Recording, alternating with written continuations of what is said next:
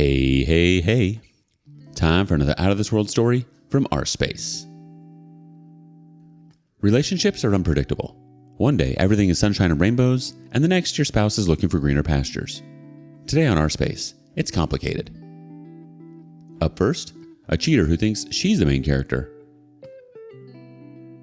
Heartburn, aka the delusion, is real. My cheating soon-to-be ex-wife and I both loved the movie When Harry Met Sally, which was written by the writer Nora Ephron. Ephron also wrote a book called Heartburn, which is a lightly fictionalized novel based on her marriage to Carl Bernstein, one of the journalists who cracked the Watergate story. The book was turned into a movie with Meryl Streep as Ephron and Jack Nicholson as Bernstein. Bernstein, as it turns out, is a bit of a narcissist and more than a bit of a serial cheater, and Ephron discovered he was cheating on her while she was pregnant. Her world was blown apart, and at the end of the movie, she is compelled to leave her lousy cheater and strike out on her own as a single mom with a very young child. As for me, my wife cheated on me with her boss. It's not an exaggeration to say that she was living a double life. Going on vacations with this guy disguised as work trips and so on. After 2 years of attempting reconciliation, which is not a real thing by the way, I gave my wife an ultimatum. Change jobs or I'm filing for divorce. She refused, so I did. Since then, I have fought vigorously for 50% custody of our 2 young children. She has fought vigorously for child support. All that is background. My wife and I are still cohabitating while the divorce is pending, and although we don't speak to each other, almost literally these days, I still get little glimpses into her mind world. So the other day I see that she has brought Heartburn home from the library. Strange, I think. I can't imagine being in her position and wanting to read a book that treats infidelity so harshly. Doesn't seem like that could be an enjoyable read. Then it occurs to me, she thinks she's Ephron, not Bernstein. See, I'm the one who filed for divorce, so in her world she's the one being abandoned and thrust out into the cold as a single mom, just like Ephron in the book. She views herself as the victim. Over the months, she has made many statements to the effect of, "I never wanted a divorce. You're the one who chose to divorce me." Holy moly. The level of self-deception and self-justification this takes is just staggering to me, like almost to the level of a mental illness. But then again, it's the same self-depiction and self-justification that you would need to do what she did with her boss, including refusing to leave her job. It's just breathtaking to me how detached from reality she is about this situation. Friends, cheaters are not normal. They are not. It sucks we have to learn these things the hard way, but never doubt that it is the truth. Yeah, it's definitely not unheard of for cheaters to look at themselves as the victim to avoid taking responsibility for what they have done. What's worse is the fact that you're still living with her. Do you think she planted Heartburn just to get a rise out of you? As if it was a little bullet in that mental game of hers. Update. It's all an act. They don't change, and they aren't remorseful. Rant. 3 years ago, I discovered my wife's affair with her married co-worker superior. Much drama ensued. I attempted reconciliation for the sake of our young kids, 5 and 3 at the time. My wife did lots of crying and promising to change. She declared that she had woken from her slumber and realized how wrong her behavior was and how she was on the path of personal change. Wrote the no contact letter, etc. She swore she would never talk to him again. But you know what she wouldn't change? Her job. So, after 2 years of attempted reconciliation, it finally sank in that if she was still working with the guy, the marriage was never going to work. Either the affair was still going on, or it would revive itself in the very near future. After I filed for divorce, she changed her tune, dramatically. No more remorse, no more looking hard in the mirror. Turns out, on second thought, it really was all my fault all along. She says, "I'm a monster. I'm a terrible husband and a terrible dad." Complete opposite of what she said when she was begging, "Please don't divorce me." Now we are closing in on finalizing our divorce, and guess what I discover? She's now back in touch with her still married coworker. I have no desire to blow it up again. I did it pretty well the first time, I thought. I'm on my way out the door. But it is just so crystal clear how phony her attempt at reconciliation was. She was never over this guy. She never saw the error of her ways. It's just that I put the fear of God in a fair partner. Now that I'm mostly out of the picture, the lovebirds are free to reunite. It was in the back of her mind this whole time, I'm certain. When this situation blows up on her for the second time, whether it's 6 months from now or 6 years from now, I'll be long gone, and there won't be anybody for her to blame but herself. Because you see, it's not about me. It never was. I take zero responsibility for her actions. I don't care whether Esther Perel says, I don't care if people want to insist that I have to take responsibility for my half of the marriage. My wife knows what she's doing is wrong, but she simply doesn't care. And she apparently isn't remorseful. She does not give 2 craps about the other spouse. Again, I take no responsibility for her or her actions. If she wants to pursue married men, that says nothing about me or my character. It says everything about hers. Edited to add, lots of people commenting saying I should let the other spouse know. I did when this all blew up. No, I'm not going to again. She's on notice about her husband's character. She's accepting her own risk at this point. Further, for purely selfish reasons, I'm not getting involved in this affair in any way for any reason anymore. All that does is create excuses for the lovebirds to somehow tie their behavior back to me. The only way to break that chain is to excuse myself entirely. From now on, their actions are nobody's but their own. One quick comment from the community. Did you not tell the other betrayed spouse? If not, please do now. She needs to get STD tested. The OP replies, I told her when I first found out 3 years ago. She and affair partner reconciled, or so she thinks. Her marriage is not my problem anymore.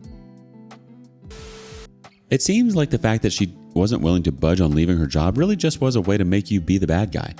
I mean, of course things aren't going to change if she's still seeing the guy every day. People spend more time at work than they do at home nowadays. 4 years update. If you're on the fence, some thoughts. A lot of you are on the fence about reconciliation, whether to try it, whether it can really work, etc. Let me share some thoughts based on my experience. 7 years ago, I discovered my ex was having a full-blown affair with her boss. We had 2 very young children at the time, and also I didn't view the marriage as broken, before the affair I mean, so I was motivated to try to repair the marriage. I tried for 2 years. It was the worst 2 years of my life. So, I filed for divorce, which actually took a whole year, also miserable, but now I've been single for 4 years.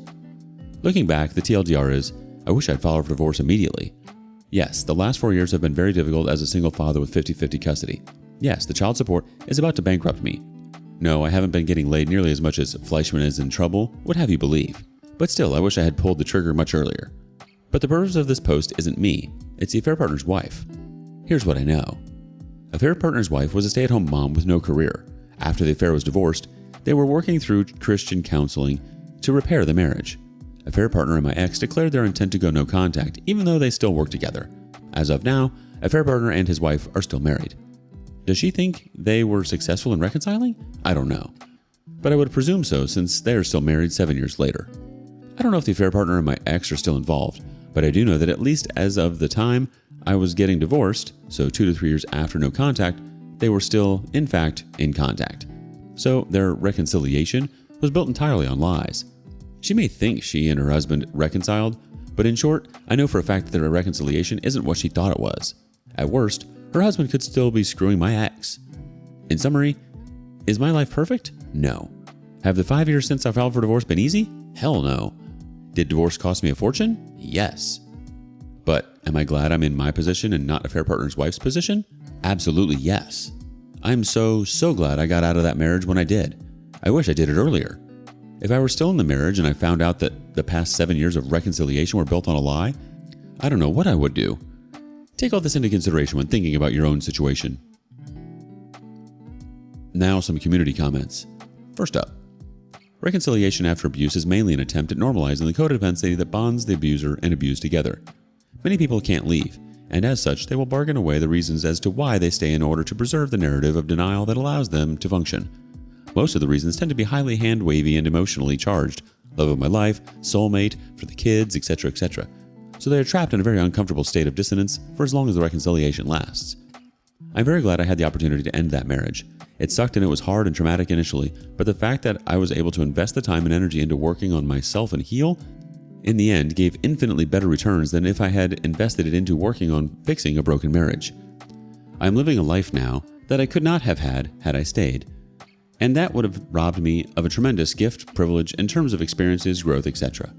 I'm a much better version of me, living a much better life, surrounded with much better people, with a much better partner. Trading that outcome for the privilege of remaining in a relationship with someone who didn't respect me and betrayed me seems ludicrous to me now. However, I had to learn to trust the process, and parts of the journey were definitely not easy. Lots of low and dark moments, and the uncertainty and trauma at the beginning certainly can make the process seem too daunting. That being said, as I said earlier, leaving is not a possibility for everyone, and my heart goes out to them. Someone else chimes in. I thought I had a successful reconciliation. It took years to be happy again, but eventually I was the happiest I have ever been. Then it happened again. Then I realized that it will always happen again. Because these people have no morals, and the second things aren't going perfect in the relationship, they will revert back to what gives them some temporary joy. More than likely, she did it more, and I just never caught her. Life isn't great. Money isn't great. But I no longer have to worry whether my wife is out there cheating on me again. Just knowing I'm in control of my life now, and she can't hurt me anymore, makes it all worth it. I got 2 amazing children out of it, and they are all I need. The comments actually lend a really interesting perspective on the fact that therapy and maybe trying to reconcile with a cheating spouse isn't actually about reconciling, but more, in fact, for the person who was cheated on. It sort of gives you the opportunity to go inwards and heal before actually making that move to leave and being okay with it, knowing that you did all you could do and you're capable of living life outside of marriage and cheating and divorce. What do you think about this perspective? Next up, when the cool wife suddenly finds herself not so cool. Betrayed and blindsided. Been lurking this sub since D-Day 4 months ago and decided to finally make a post about it. This will be long, sorry in advance. Basically 4 months ago now, my separated, wayward husband, 29 male, just completely blindsided me, 29 female. The backstory? We met in 2019 and pretty much from the day we met, that was it. I live with my mom, I help her financially, and it's a big house. And he essentially moved in after like a month. Not officially as he was in the army, so still had his room on base. But he pretty much came over one day and never left. It was like we just fit. We balanced each other so well. We got engaged after 2 years and married 3 months later. He officially moved in after we got married. We got 2 cats and 2 dogs together. It literally felt like he fit into my life so perfectly, and he was very in love with me. He was very proud to have me, and he was adamant that this would be his only marriage. He would not be a statistic, etc. I always felt like he knew what he had. He had only been in our state for a few months before we met, and has no family here, so my family became his family. My friends became his friends, etc. He got out of the army and is a dental assistant now, pursuing his dream of becoming a dental hygienist. I encouraged his dreams, and I thought we had a plan. Our living situation did cause friction at some points. I did let my mom get way too involved, and he tried to tell me, but I didn't really get it. Obviously, I can see now why this was problematic. A few months ago, we had considered moving out, but he said we should stay to save the money, and if he got into school on the other side of the state next year, he didn't want us to have to move again. So I agreed. We had not been connecting much for a while, and we had been fighting a lot, but again, I still never thought he would cheat or leave. I could tell he had been unhappy, but I didn't think it was because of me. I mean, we had the kind of relationship people envy. We were best friends, did everything together, went on trips together. He showed me off everywhere. We shared locations and passwords and everything. I trusted him. I was okay with him having female friends. I was a cool wife. We went to strip clubs together. For the most part, he treated me very well, but he always had a bit of anger issues. Like, he would just snap, and I basically told him he needed to learn to manage that or I was going to leave him. We were not a perfect couple, no one is, but all the problems we had, I did not think any were insurmountable. He always swore up and down if there was anything that had to change, he would give me a chance to fix it. Enter D-Day. He had been on a bachelor party weekend with my friend, came home and was acting really weird and distant. The day after he got home, he got drinks after work with coworkers, but he got home a bit late. I was a little suspicious, so naturally looked at his Apple Watch while he was in the shower. Come to see, he was with a female coworker and massaged her feet, and he had been texting her all weekend. Naturally, I go into the bathroom, demand to see his phone. He refuses, comes into our room, and I say, "Who the F is AP?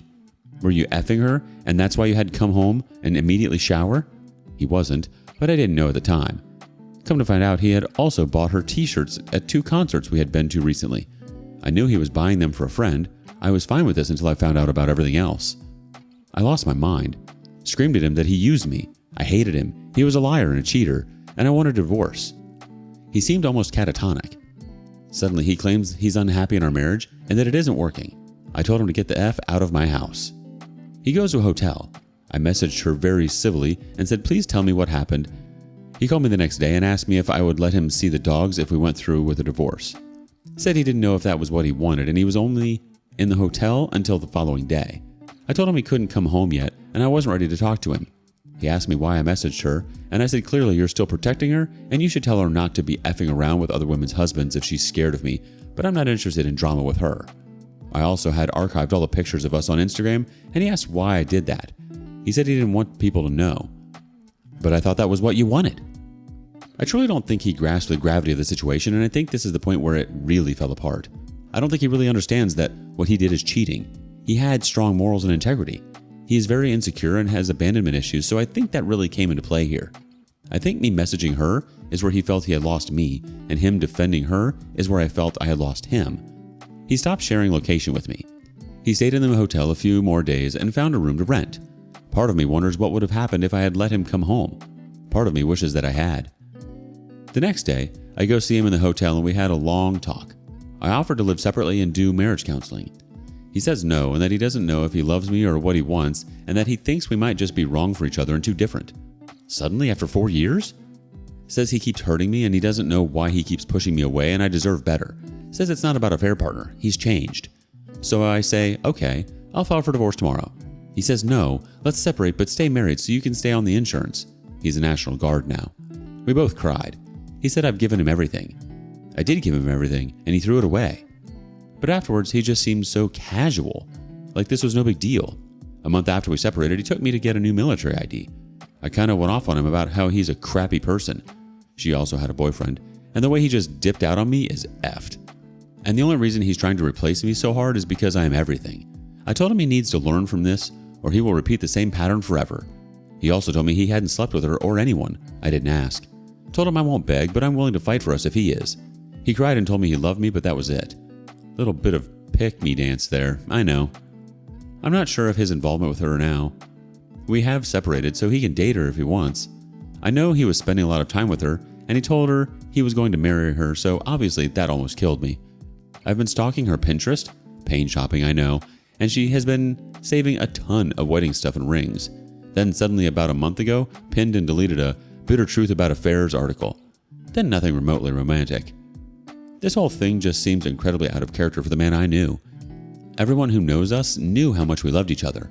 I mean, we had everything healthy couples have, and it still happened. It honestly almost seemed like he had some sort of mental break or something. Maybe he's in affair fog. I don't know. He has anxiety and ADHD and switched meds not long before this happened. I suspect that may have some impact on his mental state, but I don't know. Honestly, could see him being bipolar or BPD, but I'm not a psychiatrist. He has been in individual counseling for years. I was definitely pushing him away, too. Not that he's excused at all, but I can absolutely see the slippery slope of boundaries being crossed with a coworker when you feel disconnected at home. His behavior also seems incredibly impulsive. He constantly said I was the best thing that ever happened to him, love of his life, his best friend, his one and only, and he was always terrified of losing me. Then to suddenly start finding flaws in me and question our compatibility makes me wonder if this had anything to do with her. Probably. Did he fall out of love with me and in love with her? He definitely put me on a pedestal, so why did he suddenly lose faith in me? He was very clingy, and I think we had some codependency, so maybe that pushed us apart in the end? I built him up so much, and did so much for him and us, and I feel like a forgotten, abandoned, discarded starter wife. Thrown away for a younger model with no real expectations or obligations. Of course, I can't compete with a fantasy.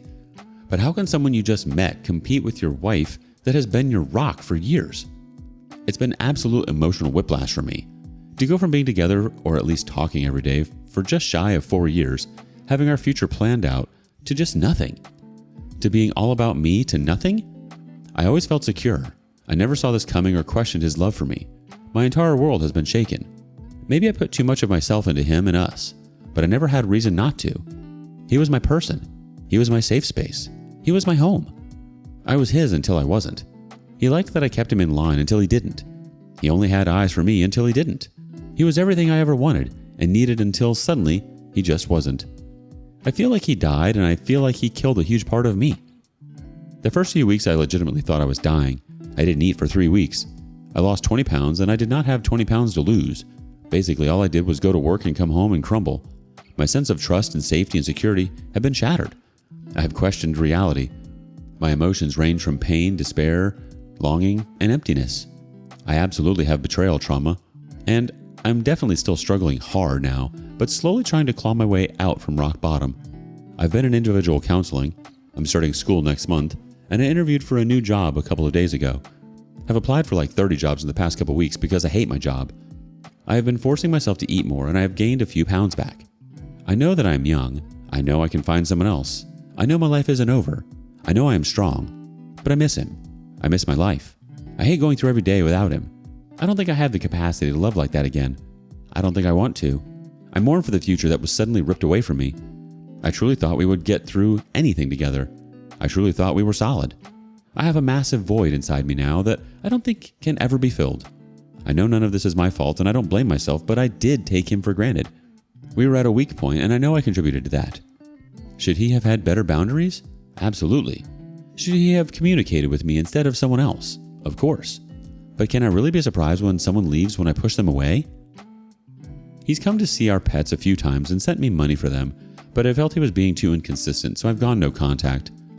I last talked to him a month ago and last saw him 2 months ago. I removed him from my social media, but he watched my Instagram story the other day. He needs to truly feel the loss of me, but I feel like he just replaced me, so he may not care anyway. I know this is a result of something being broken in him and only he can fix that. I imagine if he could face himself, he would be horrified with the destruction he has caused, but I don't know that he can. And of course he can't face me if he can't even face himself. Part of me still hopes he will come to his senses, but I don't know why when he has clearly shown how little he values me. I feel like he has written me off entirely. My life and future was built around him. His life was built around me until he ripped it up and threw it away. If someone can love me that much and still just throw me away that easily, how can I ever trust anyone ever again? I feel like my life has now been cut into before and after, and there was never supposed to be an after. In our wedding vows, I said he came in suddenly and weaved his way into my life so perfectly. It was like he had always been there. And now, the way he's left so abruptly and violently, it's almost like he was never there at all.